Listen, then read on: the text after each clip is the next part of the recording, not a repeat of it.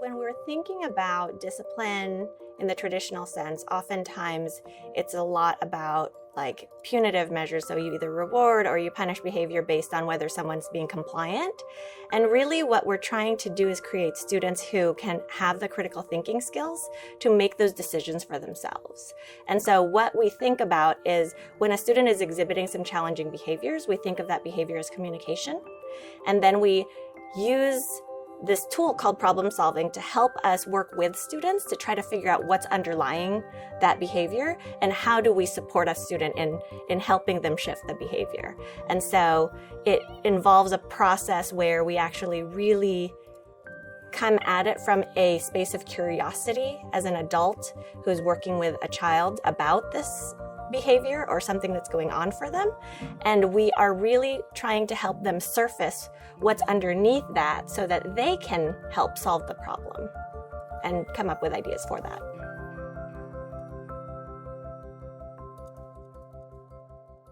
We want them to be intrinsically motivated to do what's right because they care about themselves and they care about people in their community versus being motivated to do something right because they're going to get a prize or because then they would get in trouble if they didn't.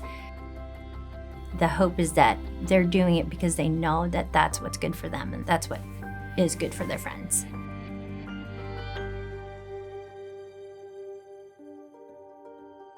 Noticing is the most important out of all of it because it sets the tone for the rest of the conversation that is not about blame or about you're going to get punished because of this. It's about, I want to know what's going on so that I can help you as the tone. So the first step is you say what you notice in a neutral way. So I notice that you have been having a hard time keeping your hands to yourself.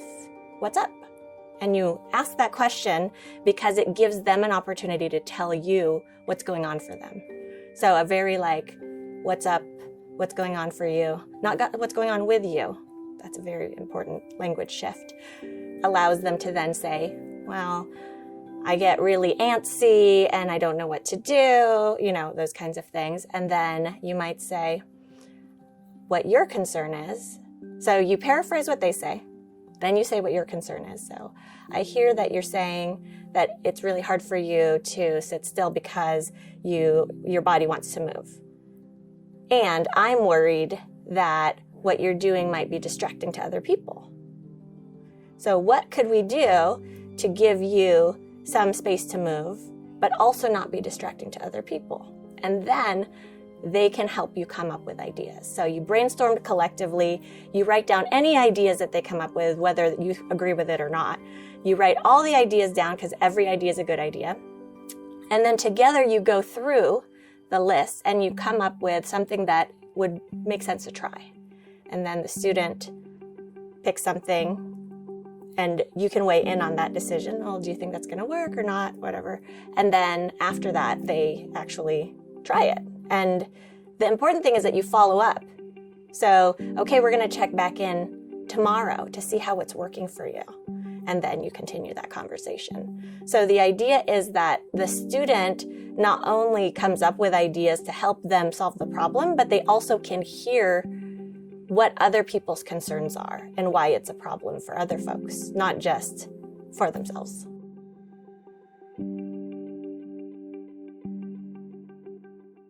So I came from a traditional training of like how to become a teacher that used extrinsic motivators with point systems and things like that. That was the way that you help students do the right thing.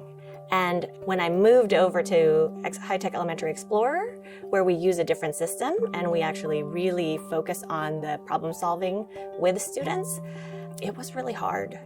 And the biggest piece was the mindset shift and really being able to dig into what were my beliefs about kids. Because the compliance way of thinking means that you believe that kids will only do it if they get a punishment or a reward. Versus believing that kids actually want to do the right thing because they want to help the community, because they want to do it for themselves. And that shift is radical in the sense of communicating that belief to students makes them be agents of change. So one of the things that is really important is that it's not something we fake.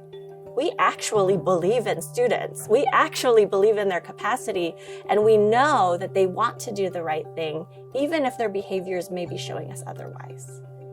And so that is really important because it shows up in the way that you communicate with kids during those problem-solving meetings if you don't actually believe it. And also when sometimes people will go in a staff room and then they're talking about students, the culture of the school being a culture of we really truly believe in students, it has to happen there too in places that the way we talk about students using language that is asset-based and not deficit-based. So it's often students who might be exhibiting challenging behaviors, not your challenging students. There's like a difference in the way that you say those things. I think the biggest piece is that it communicates belief about students' capacity to solve these problems themselves, right? So one thing that is very common is for folks to come into a problem-solving meeting, folks meaning teachers to come into a problem-solving meeting already with a solution in mind. And so it's important to give it the space for students to really brainstorm. And of course, as a teacher, you can still give your own solution ideas as well, but that it really has to be a space where we give students ownership over that process. And so not only do you create the container that helps the students learn how to think about different aspects of a problem and also practice empathy, you also create a container for them to think about what could I be doing differently to help solve this problem? And then you help them have enough ownership to actually decide what the next step would be. So there's a little bit of the scaffolding that allows students to feel safe to be able to make those decisions. And also there's that sense of like, I believe in you, and that's why we're doing it this way. We're hoping is that they take those lessons away so that when they experience problems that are not with us, they can use those same kinds of strategies, right? To think about like what's happening for them, what's going on for other people, brainstorming possible solutions that actually are mutually beneficial and help everybody out, right? Those kinds of things are transferable, and we want them to transfer those skills.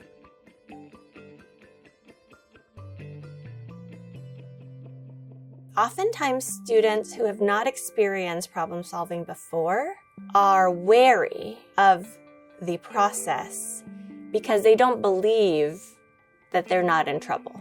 So they don't believe that this is actually on them to come up with ideas because they've never experienced it before. And so students will need some practice to feel like it actually is a structure that the teacher believes in and uses on a regular basis in order to feel comfortable using it. They might not yet have the language to talk about what's going on for them.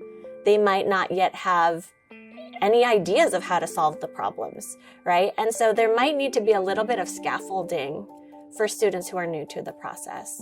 There needs to be a lot of explicit teaching around what do you do when, you start to feel frustrated, and it makes your brain kind of freeze in terms of trying to solve a problem or trying to do something that's hard. And so we do a lot of explicit teaching around growth mindset and explicit teaching around language for like how you're feeling and how you regulate your body and how your brain works. I think that it takes time. So you'll have to try it and then try it again, and they have to have a lot of opportunities to do it in order to then feel comfortable sharing or talking or making mistakes. Sometimes the kids don't want to talk to one another, or they don't want to open up. And so I think that's where especially being committed to showing up and not showing them any sign of you're going to give up, to continue checking in and to continue like breaking the ice with them. And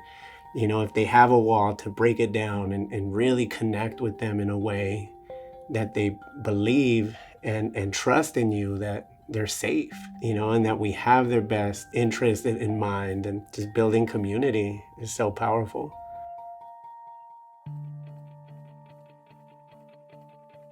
For older students, you could imagine it happening for a student who's not coming to class. right? So that's a pretty significant issue. And you might have a conversation with that student. The important piece is that they know that you are trying to solve the problem with them and that they're not in trouble. No matter what age they are, there is a level of safety that needs to be created in order to do this.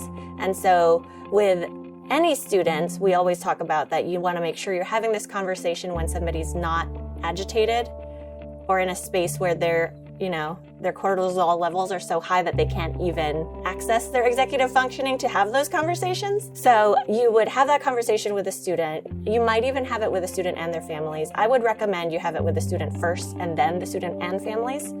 But the important thing is to have the conversation and say, hey, I noticed that you haven't been showing up to class. What's up? And it's not I'm mad at you, you're in trouble. It's like, I want to know what's going on so that I can help you, is the frame of it. And the student might say something about the class isn't what they wanted to be in. They are feeling too stressed out about other things. There could be numerous ways that they could answer that. And the important thing is that whatever it is that the student is experiencing is a valid experience. And you, as the adult, tell them so. Like, you are experiencing this. I understand what you're saying. And here's my concern too. But that both are valid. And so the important thing about problem solving is that there's a level of understanding that there are two different perspectives, probably more, and that both are okay, and we need to try to figure out a way to help solve the problem so everybody is taken care of.